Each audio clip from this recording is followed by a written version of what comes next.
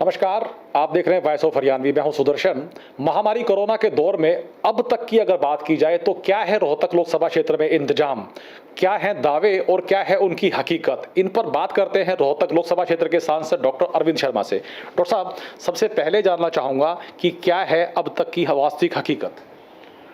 देखिए, कोरोना की महामारी पिछले साल से चली हुई है, 2020 से पूरे विश्व में इस महामारी ने पांव पसार रखे हैं और हमारे देश में भी इसने बहुत बड़ा विकराल रूप धारण किया हुआ है।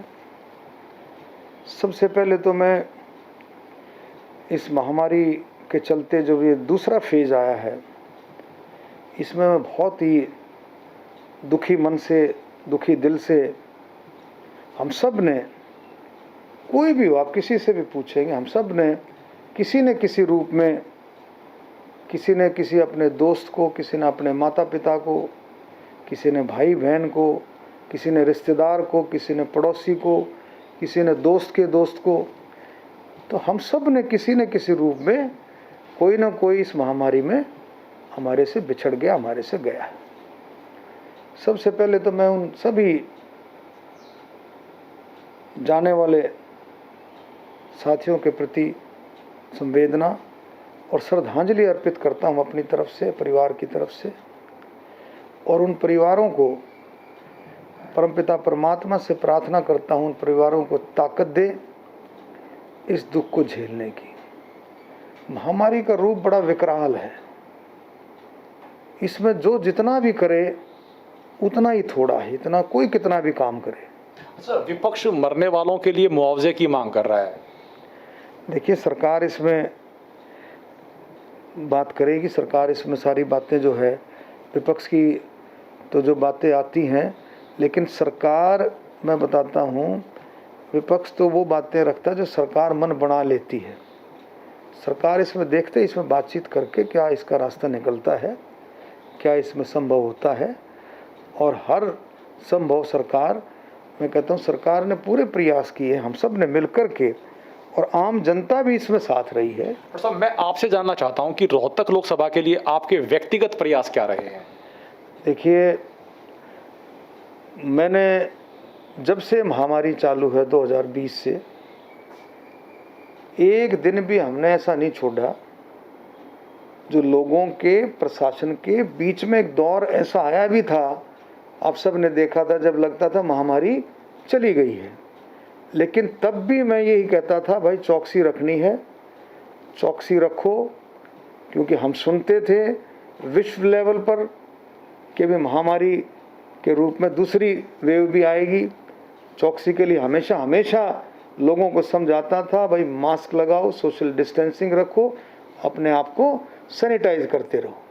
इन बातों का विशेष ध्यान चलते चलते अब जो सेकंड फेज़ आया, ये एक ऐसा विकराल रूप था, जैसे आदमी कहे कि भाई तूफान की आशंका और सुनामी आ जाए, तो सुनामी के रूप में ये जब आई, तो हमने जो यथासंभव प्रयास रहे दिन रात, ये नहीं कि भाई हमने ऐसे ही पूछ लिया, लेकिन हमने पूरी कोशिश की, जो भी हमने चार नंबर हमने अपने चालू किए, चार नंबर दिन रात हमारे साथी लग कर के लड़के, मैं खुद रात को 2 बजे का पता नहीं, 3 बजे का पता नहीं, किसी का भी किसी भी रूप में फ़ोन आया, ये नहीं कि कोई हमारे वर्कर का, साथी का, जानकार का, किसी का भी, पूरे हरियाणा से, पूरे देश से, जहाँ भी जो मदद हो सकती थी, किसी का भी फ़ोन आया कि जी मुझे हॉस्पिटल में एडमिशन की ज़रूरत है, कहीं किसी को ऑक्सीजन की ज़रूरत है, कोई इंजेक्शन की ज़रूरत है, कोई दवाइयों की ज़रूरत है, किसी भी तरह की जो बात आई, कईयों ने कहा कि जी प्लाज्मा के लिए हमारे को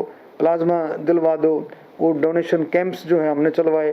तो सारा हमने पूरा अच्छी तरीके से, प्रशासन, सरकार में जहाँ बात रखनी थी सरकार में बात रखी, केंद्र सरकार में जहाँ बात रखनी थी केंद्र सरकार में रखी, हेल्थ मिनिस्टर से बात रखी, जहाँ जहाँ कई बातें ऐसी आई, और दोनों जिलों के प्रशासनिक अधिकारियों से, झज्जर, रोहतक और साथ में हमारा रेवाड़ी, कोसली जिला, तीनों, इन सब से बराबर टच में रहे, पूछते रहे और लोगों की मदद करते रहे, जो भी यथासंभव हो सका लोगों की मदद करते रहे, लोगों को बेड दिलवाते, लोगों को ऑक्सीजन के, एक बार समय ऐसा आ गया था कि ऑक्सीजन की बहुत थोड़ा सा परेशानी आई थी, लेकिन उसमें भी हमने कोई कसर छोड़ी नहीं। तो जो भी संभव हुआ वो दिन रात मिल करके लोगों के साथ हमने मिल करके, कोई सबसे बड़ी बात है हमने एक फ़ोन भी हमने नहीं छोड़ा कि किसी का भी फ़ोन आया तुरंत हमारे 5-5 नंबर काम कर रहे थे, 4 और एक मेरा नंबर, हमने बहुत अच्छे तरीके से, रोहतक में हमारा हेल्पलाइन नंबर अलग से चल रहा था, झज्जर में अलग से चल रहा था, और यहाँ अलग, मतलब सारे लोगों ने, साथियों ने मिल कर के हमने बहुत अच्छे तरीके से लोगों को संभालने की कोशिश की। बाकी तो परमात्मा बड़ी ताकत है, ऐसे ऐसे साथी भी जो हमने पूरी कोशिश करी और उस कोशिश के बावजूद भी हम बचा नहीं पाए, ऐसे साथी भी है। लेकिन ऐसे साथी भी निकले जो लगता था कि नहीं बच पाएंगे, बिल्कुल ऐसा लगता था कि शायद आखिरी समय हो रह गया है, लेकिन वो साथी बच भी गए, ऐसे भी साथी रहे। और सब पहले जैसे रेमडेसिविर और ऑक्सीजन को लेकर के सूचनाएं मिलती थी कि ब्लैक मार्केटिंग हो रही है, उपलब्ध नहीं है, अभी उसकी क्या स्थिति? और दूसरा, ब्लैक फंगस को लेकर जिस वैक्सीन इंजेक्शन की बात हो रही है, उसको लेकर क्या स्थिति है? देखिए, दवाइयों की देश में कमी रही नहीं। वैसे मैं बताता हूँ आपको, ये थोड़ा सा पता नहीं लोगों में एक पैनिक सा क्रिएट हो जाता है। आप देखोगे ना, किसी भी, अब जिसको एक पत्ता चाहिए था किसी दवाई का, मैं छोटी सी बात करता हूँ, वो 50-50 पत्ते ले गया। मतलब लोगों में एक ऐसी भावना होगी, एक डर की भावना एकदम जो है कि भी पता नहीं क्या होगा, हमारे को दवाई मिलेगी कि नहीं मिलेगी, कभी हम भी बीमार हो जाए। जो बीमार था नहीं था, ऑक्सीजन का भी ऐसा। लेकिन फिर भी जो है, जैसे अब ब्लैक फंगस है, ये ब्लैक फंगस की जो बीमारी है ये पहले भी थी, लेकिन पहले ये कम लोगों में होती थी। और जब कम लोगों में होती है तो आप देखेंगे पिछले काफ़ी समय से इस बीमारी का नाम भी हम जो कम ही सुनते थे, कम लोगों में होती थी। तो कम, जिस बीमारी में कम होगी लोगों में, उसकी फिर दवाइयाँ भी उसी लेवल पे बनती हैं और दवाइयाँ भी कम बनती थी। अब एकदम इस बीमारी ने भी बड़ा रूप ले लिया, तो कंपनियों को सरकार ने तुरंत, केंद्र सरकार ने तुरंत ऑर्डर करके और कंपनियों को भी मंजूरी दी है और दवाइयों का इंतज़ाम अब पूरे तरीके से शुरू हो गया। जो इनकी दवाइयाँ थी ब्लैक फंगस की, और भी जो है कोविड से जो रिलेटेड जितने भी हैं, अब ऑक्सीजन का आप देखेंगे, ऑक्सीजन की जो जहाँ तक बात है, पहले देश के अंदर 5,700 मीट्रिक टन का उत्पादन था देश में ऑक्सीजन का। आज ऑक्सीजन बढ़ करके लगभग 9,446 के करीब मीट्रिक टन के करीब हो गया, दुगना, लगभग दुगना हो गया है। तो मतलब सारी चीज़ों की देखभाल इसी तरह से अब आप देखेंगे, साथ में जो है वेंटिलेटर्स की संख्या बढ़ाई गई है। तो ये नहीं कि भाई अब हम सोचते हैं कि भाई महामारी को हम धीरे धीरे करके सरकार की मदद से, प्रशासन की मदद से, और सबसे बड़ी मदद तो लोगों की, आम जनता की मदद से हम धीरे धीरे करके ये महामारी काबू में आती जा रही है। लेकिन फिर भी मैं आज फिर दोबारा से भी कहता हूँ कि फिर भी जो है, अब वो सुनते आ रहे हैं, अभी तीसरी वेव की बात है, लेकिन फिर भी हमारे को और लंबे समय तक चौकसी रखने की ज़रूरत है। Social distancing, face mask, sanitization. किसकी थोड़ी सी भी तबीयत जैसे ख़राब होती है, किसी को खांसी है, जुकाम है, बुखार है, बॉडी एक है, पेट में दर्द है, तो कोई भी जिसको भी ऐसी तकलीफ़ होती है, सांस लेने में दिक्कत है, उसको तुरंत अपने डॉक्टर को, या अपने गांव में है तो आशा वर्कर है, आंगनवाड़ी वर्कर है, वहाँ भी CHC, PHC, जो भी जहाँ जिसको जो नज़दीक लगता है, उससे उसको संपर्क करके तुरंत उसको टेस्ट कराना चाहिए।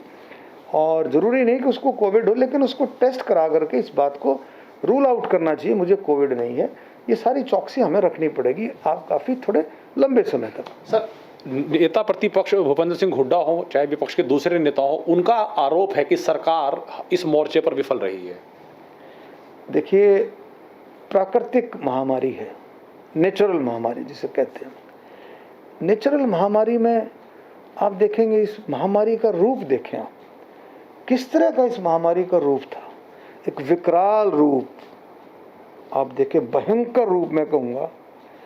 और जितने इंतजाम थे सरकार ने, प्रशासन के इंतजाम थे, इसमें कोई शक नहीं है। पूरे देश के लेवल पर हर एक राज्य ने अपने अपने तरीके से इंतजाम कर रखे थे, और सभी राज्यों के इंतजाम, क्योंकि सुनामी, वो कहते हैं ना, आदमी अगर तूफान की तैयारी कर रहा हो, आ जाए सुनामी, तो वो तैयारियों के हिसाब से पूरे देश में ही आप देखेंगे हर एक राज्य में अलग अलग तरह की सरकारें हैं। कई राज्यों में कोई सी सरकार है, किसी में विपक्ष की सरकार का हो गया, किसी में पक्ष की है, कैसे। लेकिन सभी राज्यों में आप देखेंगे कहाँ विपक्ष अगर ऐसे लगा रहा है, अगर ऐसे इल्ज़ाम लगा रहा है, तो उनके राज्यों में क्या हुआ, अगर ऐसी बातें हैं। तो ये प्राकृतिक, इसमें हमारे को किसी पर टीका टिप्पणी की बजाय किसी को हम इस तरह की बातें करें, हमें इस बीमारी में सब ने मिलकर के देश के हित में, लोगों के हित में हमें मिलकर के काम करना चाहिए। और मिलकर के ही काम, तो लोग मिलकर के, लोग हर चीज़ से ऊपर उठ करके, जाति धर्म हर चीज़ से ऊपर उठ करके लोग, बस सिर्फ एक ही लोगों में था, इकट्ठे होकर के इस महामारी के साथ मुकाबला करना है। और यही एक सबसे बड़ी बात है कि हम इस महामारी पर धीरे धीरे अगर काबू पा रहे हैं तो उनमें लोगों का पूरा सहयोग है, तभी इस महामारी को काबू पाया जा सकता है और काबू धीरे धीरे पा भी रहे हैं। धन्यवाद डॉक्टर साहब। ये डॉक्टर अरविंद शर्मा जो कह रहे हैं कि जाति धर्म रंग सबसे ऊपर उठकर हम सबको मिलकर लड़ना होगा, नियमों का पालन करना होगा, तभी हम इस महामारी से जीत सकते हैं, लड़ सकते हैं। आप देखते रहिए वॉइस ऑफ हरियाणवी। नमस्कार।